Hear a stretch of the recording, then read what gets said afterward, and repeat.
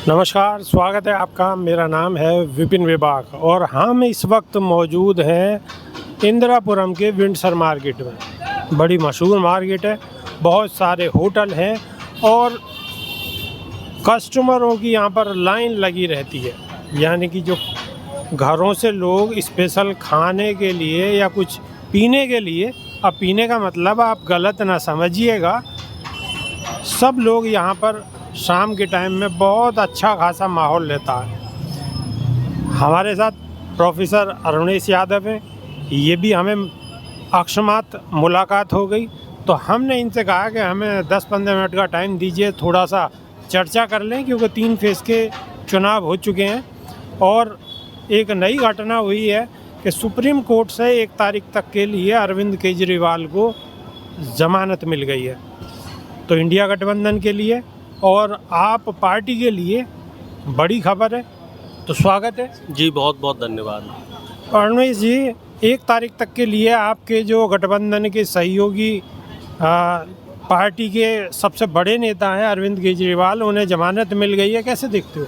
देखो साहब, लोकतंत्र के लिए एक बहुत अच्छी खबर है। हालांकि बीजेपी ने और सीबीआई ईडी ने पूरी कोशिश करी थी और उन्होंने पूरा प्रयास किया था कि अरविंद केजरीवाल जी को ज़मानत ना मिले, लेकिन सुप्रीम कोर्ट ने जो जजमेंट दिया है, तो उस जजमेंट में सुप्रीम कोर्ट ने साफ तौर पे ये कहा है कि जो चुनाव है ये 5 साल में एक बार आता है और चूंकि अरविंद केजरीवाल चुने हुए मुख्यमंत्री हैं, तो उन्हें चुनाव प्रचार करना उनका बहुत ज़रूरी है। जो सीबीआई ईडी है वो अपनी कार्यवाही 4 जून के बाद भी कर सकती है, तो इस जजमेंट का स्वागत होना चाहिए। हालांकि बीजेपी के जो लोग हैं वो लोग इस जजमेंट से नाखुश हैं और उन्होंने सुप्रीम कोर्ट की आस्था पे ही सवालिया निशान खड़ा कर दिया। मतलब ये है कि जब से वो जजमेंट आया है तब से बीजेपी के लोग हैशटैग चला रहे हैं कि दोगला सुप्रीम कोर्ट। आप मतलब माननीय सुप्रीम कोर्ट के लिए सुप्रीम कोर्ट को दोगला बता दिया। अब ये बताओ हमें कि जब राम मंदिर का फैसला सुप्रीम कोर्ट ने दिया राम मंदिर के पक्ष में, तब सुप्रीम कोर्ट बहुत बढ़िया था, ठीक है। मोदी जी को गुजरात दंगों में क्लीन चिट मिल गई तो सुप्रीम कोर्ट बहुत बढ़िया था। इसके बाद राफेल जो मुद्दा हुआ उसमें मोदी जी को क्लीन चिट मिल गई तो सुप्रीम कोर्ट बहुत बढ़िया था। सहारा डायरी वाले मामले में मोदी जी को सुप्रीम कोर्ट से राहत मिल गई तो सुप्रीम कोर्ट बहुत बढ़िया। इनकी पार्टी के जो दूसरे बड़े नेता हैं अमित शाह जी, उनके ऊपर जितने केस थे सारे केस में सुप्रीम कोर्ट ने उन्हें बरी कर दिया, सबूतों के अभाव में बरी हो गए। भाई कोर्ट तो सबूत मांगता है, तब भी सुप्रीम कोर्ट बहुत बढ़िया। अब केजरीवाल जी को जमानत दे दी, राहुल जी को सुप्रीम कोर्ट से उनकी संसद की सदस्यता वापस दे दी, तो सुप्रीम कोर्ट खराब है। तो ये जो दोहरा चरित्र है ये सुप्रीम कोर्ट का नहीं है, ये दोहरा चरित्र बीजेपी के लोगों का है कि जहां जजमेंट उनके फैसले उनके हक में आ जाते हैं तो वहां तो ये सुप्रीम कोर्ट कहते बहुत बढ़िया है। फैसले से, माननीय सुप्रीम कोर्ट के इस फैसले से कि अरविंद केजरीवाल को 1 तारीख तक के लिए अंतरिम जमानत दे दी गई है, इससे बीजेपी पे क्या फ़र्क पड़ता है? भाई बीजेपी पे फ़र्क तो पड़ ही रहा है। केजरीवाल जी आम आदमी पार्टी के सबसे बड़े नेता हैं। उत्तर प्रदेश ले लो, अब आपका दिल्ली ले लो, हरियाणा हो गया, पंजाब हो गया, गुजरात हो गया, और गुजरात में तो सॉरी चुनाव हो गए, और जो बाकी जगह है हिंदी बेल्ट में जहाँ चुनाव रह रहे हैं, केजरीवाल का अच्छा खासा असर है और पूरे देश की दुनिया जो जनता है वो देख रही थी कि किस तरीके से जो है एक चुने हुए मुख्यमंत्री को जेल के अंदर डाला है। अब केजरीवाल बाहर आए हैं तो वही दहाड़ेंगे, रोड शो करेंगे, रैलियां करेंगे। और मैं तो ये कह रहा हूँ कि जब सुप्रीम कोर्ट ने अरविंद केजरीवाल जी को बाहर कर दिया है, जमानत दे दी है, तो जो दूसरे हमारे चुने हुए मुख्यमंत्री हैं हेमंत सोरेन जी, मैं आपके चैनल के माध्यम से बड़ी जिम्मेदारी से कहना चाहता हूं कि एक आदिवासी मुख्यमंत्री है, उसको भी साहब जेल से बाहर किया जाए और उनको भी बराबर मौका दिया जाए कि वो भी चुनाव प्रचार कर सकें, क्योंकि झारखंड सहित जो आसपास का जो क्षेत्र है, जो आदिवासी इलाका है, वहाँ भी चुनाव चल रहे हैं। तो इस मामले को भी जो है आपके चैनल के माध्यम से मैं निवेदन कर रहा हूँ कि साहब इस पे भी संज्ञान लिया जाए। एक चीज़ और बताइए, थोड़ा प्रकाश डालिए कि अरविंद केजरीवाल के छूटने से जो दिल्ली की ये 7 सीट हैं, इन पे फ़र्क पड़ेगा क्या? बिल्कुल पड़ेगा, 7 की 7 साफ हो रही हैं। पहले तो हम इसमें 80% कह रहे थे कि 7 सीटें जा रही हैं। केजरीवाल जी को जैसे ही इन्होंने जेल में डाला तो हमने मोहर लगा दी कि 7 सीटें बीजेपी की गई। लेकिन अब उस मोहर पे हम उस जो 80% पे थे, अब वो हम 100% पे आ गए कि अब तो ये हारने हैं और हो सकता है 7 की 7 सीटों पे इनकी जमानत जब्त हो जाए, क्योंकि जनता ने अब मन बना लिया है। आप दिल्ली की जनता से बात करो तो दिल्ली की जनता साफ तौर पे एक बात तो स्पष्ट रूप से कह रही है कि साहब हमें मोदी जी नहीं चाहिए। और आज कन्नौज में और कानपुर में जो दोनों रैलियां हुई, संयुक्त रैली अखिलेश यादव जी की और राहुल जी की हुई, तो दोनों जगह स्पष्ट शब्दों में जो हमारे नेता हैं राहुल गांधी जी, उन्होंने एक बात कह दी कि साहब मोदी जी जा रहे हैं, मोदी जी नहीं आ रहे 4 जून को। और उन्होंने ये भी कहा है कि मैंने अब तक जो जो भविष्यवाणियाँ की हैं वो सारी सही हुई हैं। तो आप अंदाज़ा लगा लो, इधर राहुल जी ने मोहर मारी और उधर केजरीवाल जी बाहर आ गए। राहुल जी ने बड़ी लेट भविष्यवाणी करी है कि हुजूर आते आते बहुत देर कर दी। देखो साहब, देर आए दुरुस्त आए। माहौल देख के ही तो भविष्यवाणी करी जाएगी। कोई मोदी जी की तरह थोड़ा ही है कि जुमले पे जुमले मारे जाएं। राहुल जी ने जो बात कही हो हमें बता दो, आप पिछले 10 साल में कोई भी बात गलत हुई हो। एक ऐसा व्यक्ति, जब उनकी सरकार थी 2004 से 14 के बीच में, तब भी उन्होंने कई फैसले ऐसे रहे थे जिसमें मनमोहन सिंह जी का विरोध किया, संसद में विरोध किया, जो गलत फैसले थे।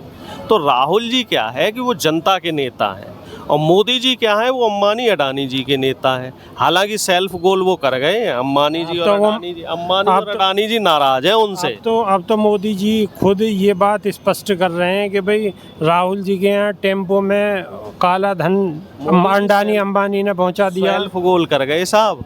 अब मोदी जी के लिए वो एक जो दुआ है वो मुझे याद आ रहा है कि ना खुदा ही मिला ना मिसाले सनम, ना उधर के रहे और ना इधर के रहे।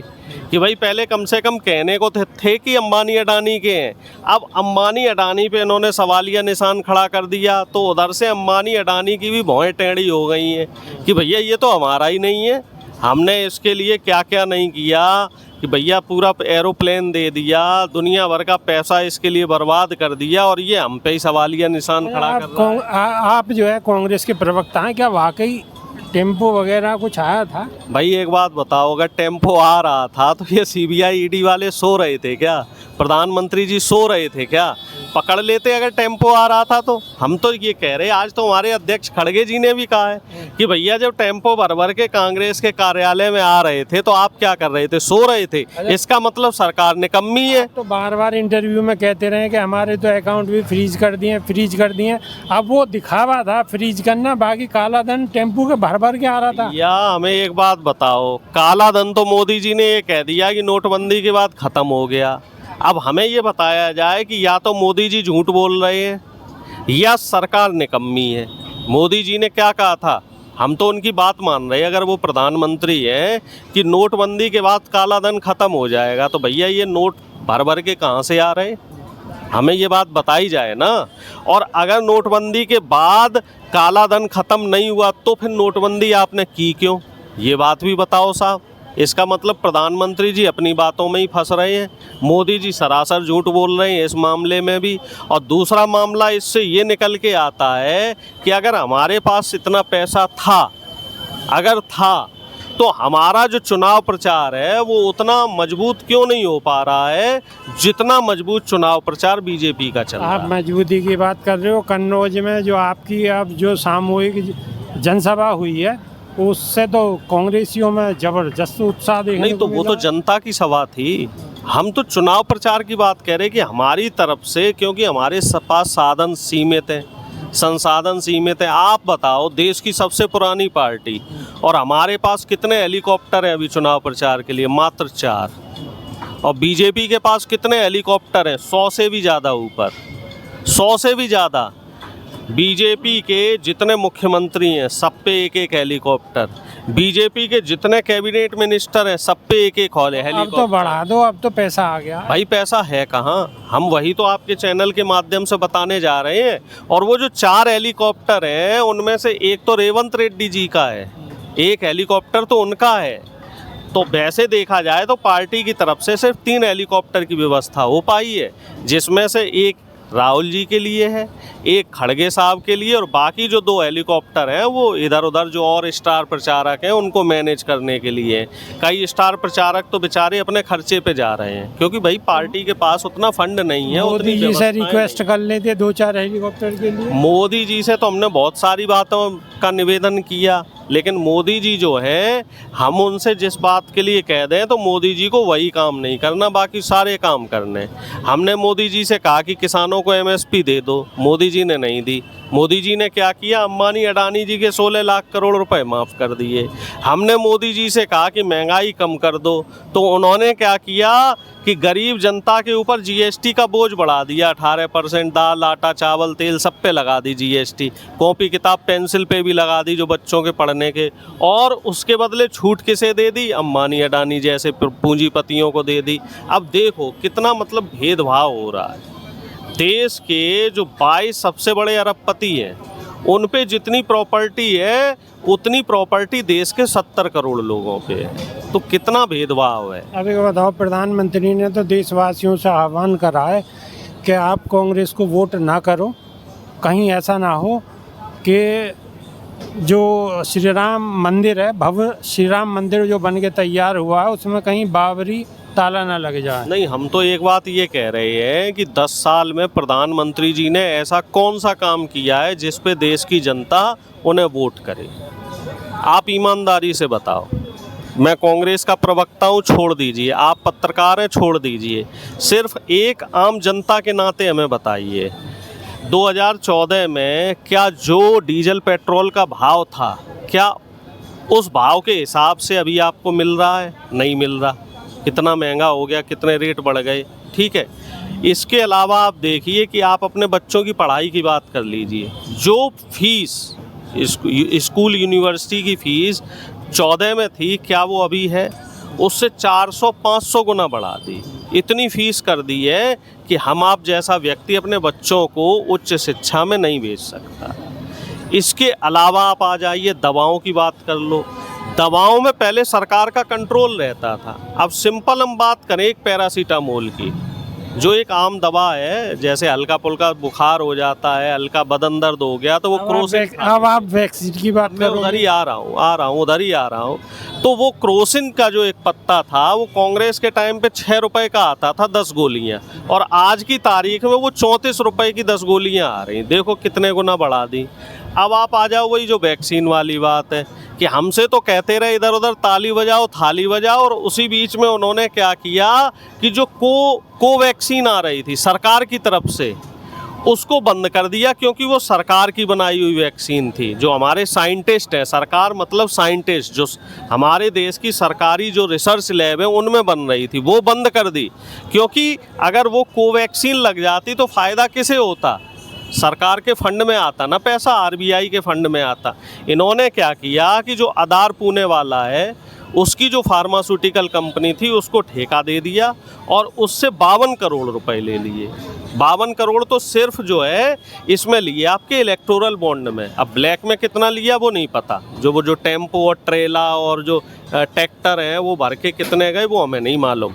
और उसके एवज में उन्हें क्या दिया, 90% जो वैक्सीन सप्लाई हुई है देश में वो कोविशील्ड हुई। पकड़ पकड़ के 2-2 डोज लगवाई गई। आप बस में सफ़र कर रहे हो कोविशील्ड चाहिए, ट्रेन में सफ़र कर रहे हो कोविशील्ड का सर्टिफिकेट चाहिए, प्लेन में सफ़र कर रहे हो कोविशील्ड का सर्टिफिकेट चाहिए। सरकारी एम्प्लॉय की तनख्वाह तब आएगी जब वो कोविशील्ड लगवा लेगा। प्राइवेट एम्प्लॉई ऑफिस में तब जाएगा जब वो कोविशील्ड लगवा लेगा। बिजनेसमैन दुकान तब खोलेगा बाद में तो बूस्टर डोज भी आई, बाद फिर वो बूस्टर डोज और दे दी कि भैया वो कोविशील्ड का असर है 6 महीने तक, तो बूस्टर डोज भी लगवानी पड़ेगी। तो इस तरीके से ज़बरदस्ती पकड़ पकड़ के सबको जो है कोविशील्ड लगवा दी गई। और हम तो आपसे भी कह रहे हैं कि अगर आपने भी 2 डोज ले लिए हैं तो सुबह सुबह जो है ईश्वर से शुक्रिया अदा करो कि साहब हम जिंदा बचे हुए हैं। क्योंकि हमें एक चीज़ ये और देखने में आई है, आजकल आपने भी देखा होगा कि जो नवयुवक हैं, अगर वो मान लो जो कोई एक्सरसाइज कर रहे, दौड़ रहे, भाग रहे, तो खड़े खड़े उनकी मृत्यु हो रही, सडन जो है हार्ट फेल हो रहा है। तो वो कहीं ना कहीं वो उसी कोविशील्ड का असर है। क्योंकि इसको जो बनाने वाली जो मूल कंपनी है वो कंपनी है आपकी UK की। England, AstraZeneca. हाँ वो इंग्लैंड की है। और वो वहाँ इंग्लैंड के कोर्ट में उस पर मुकदमा चला जिसमें उसने बाकायदा कबूला कि हाँ साहब 1000 में से 2000 में से एक आदमी को ये बीमारी हो रही है, ये दिक्कत हो रही है। और वो कंपनी ने वहाँ के लोगों को जो है वो भी दिया, हर्जाना भी दिया। अब यहाँ पे मोदी जी ने जो कोविशील्ड लगवाई तो पहले उनका फ़ोटो दिख रहा था, वो भी बंद हो गया फ़ोटो आना। अब वो कोविशील्ड वापस भी आ गई मार्केट से, या मार्केट में नहीं बिकेगी। लेकिन हमें ये बताओ कि जिसने कोविशील्ड लगाई है सरकार उनको क्या हर्जाना देगी, और जिन परिवारों की मृत्यु, जिनके परिवारों में मृत्यु हो गई है तो सरकार उसमें अभी तक सरकार ने क्या सहूलियत दी, क्योंकि मोदी की गारंटी पे ही तो लगी थी वैक्सीन। और जब जो विपक्ष के नेता हैं वो कह रहे थे हम साहब वैक्सीन नहीं लगवाएंगे तो उन्हें जो है देशद्रोही घोषित किया जा रहा था। अब प्रधानमंत्री इस बात पे जवाब दें।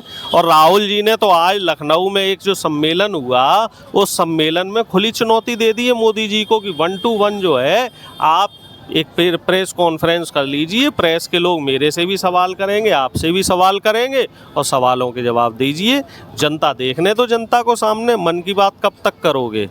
कभी तो जन की भी बात होनी चाहिए ना, आम पब्लिक की भी तो बात होनी चाहिए भाई। इस तरीके से जो आप झूठ और प्रपंच रच रहे हो, एक तरफा जो आप संवाद कर रहे हो कि कांग्रेस भैंस छोड़ ले जाएगी, कांग्रेस मंगलसूत्र खा जाएगी, कांग्रेस आपकी जो सारी प्रॉपर्टी है वो मुसलमानों को दे देगी, और अंधभक्तों की टोली जो है वो पीछे पड़ी हुई है, हिंदू मुस्लिम कर रही है, और जो मूल मुद्दे हैं उस पर बात क्यों नहीं हो रही?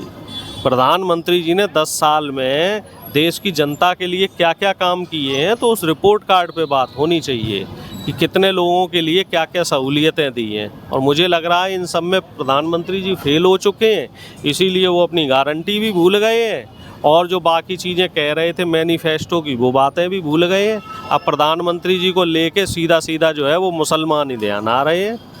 तो ये मुझे ऐसा लग रहा है कि प्रधानमंत्री नई बात तो टेम्पो की भी आई है, टेम्पो की।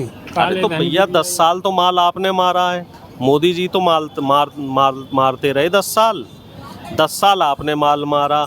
और हमें तो भाई ये बताइए कि चुनाव लड़ने के लिए हमारे पास पैसा नहीं था। हमारे तो 3-4 सांसदों ने टिकट इसीलिए वापस कर दिए कि साहब चुनाव लड़ने के लिए पैसा नहीं है, फंड नहीं है। और कई विपक्षी पार्टियां तो ऐसी हैं कि जिनकी स्थिति तो बहुत ख़राब है, जो क्षेत्रीय पार्टियां हैं। भाई चुनाव तो पैसे से लड़ा जाता है, एक तरफ आपने खुली छूट दे रखी है और एक तरफ चुनाव लड़ने के लिए कुछ है नहीं, व्यवस्थाएं नहीं है। तो मैदान में जो लड़ाई है वो तो बराबरी में होनी चाहिए, एक तरफा लड़ाई से तो काम नहीं चलेगा। मैदान में जो लड़ाई है वो बराबरी से होनी चाहिए। तो प्रोफेसर साहब बड़ी बेबाकी से अपनी बात रख रहे हैं और बहुत लंबी डायरी खुल रखी है। अब जो प्रोफेसर साहब कह रहे हैं और जो मोदी जी कह रहे हैं और जो राहुल जी कह रहे हैं, अब किन की बात जनता की नब्ज़ को टटोलेगी ये तो आने वाली 4 तारीख को ही पता चलेगा। लेकिन सारी राजनीतिक पार्टियां दमखम के साथ चुनावी प्रचार में लगी हुई हैं और जनमानस को समझाने की पूरी कोशिश कर रही हैं। उसमें टेम्पो भी चल रहा है, काला धन भी चल रहा है और बाबरी ताले का भी जिक्र चल रहा है।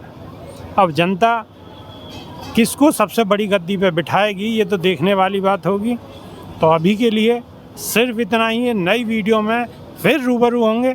जब तक के लिए बहुत बहुत शुक्रिया। अपना और अपनों का ख्याल रखें। नमस्कार।